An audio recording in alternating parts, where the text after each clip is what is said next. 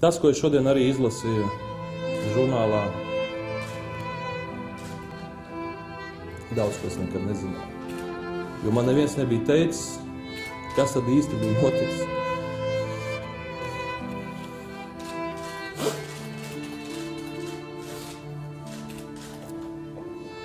Un tie, kas domā, ka Šlesers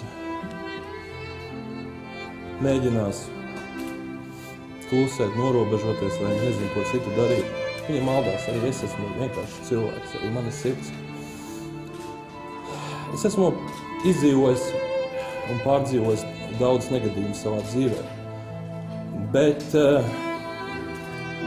šis nav jautājums, kas skar mani. Tas skar manu ģimeni, tas skar manus bērnus, tas skar citus tuviniekus, tas skar arī manu mammu. Viņa ir dzīva, bet viņa visu mūžu nes uz šo sāpe. Viņa mēģināja būt stipra sieviete, bet šodien es domāju, viņa sāpes vairāk. Un bieži saka, ka par aizgājušiem cilvēkiem saka vai nu labu, vai nesaka neko. Un es atceros tikai to, ka es apskaudu tos bērnus, kuriem bija normāla ģimene. Es pat apskaudu tos bērnus, kurus audzināja tikai māte.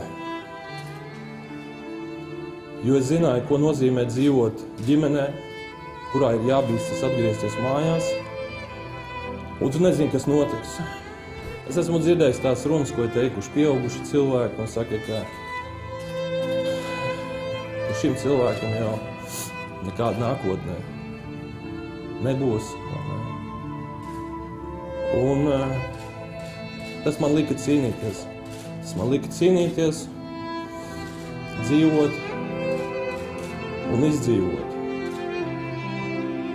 Bet es nekad negribēju, un es nekad nebūtu gājis, stāstījis un kratījis sirdi, ja nebūtu tā, ka šodien šajā kārtējā priekšvēlēšana laikā pēc 12 gadiem kāds ir pacēlis šo traģisko manas dzīves daļu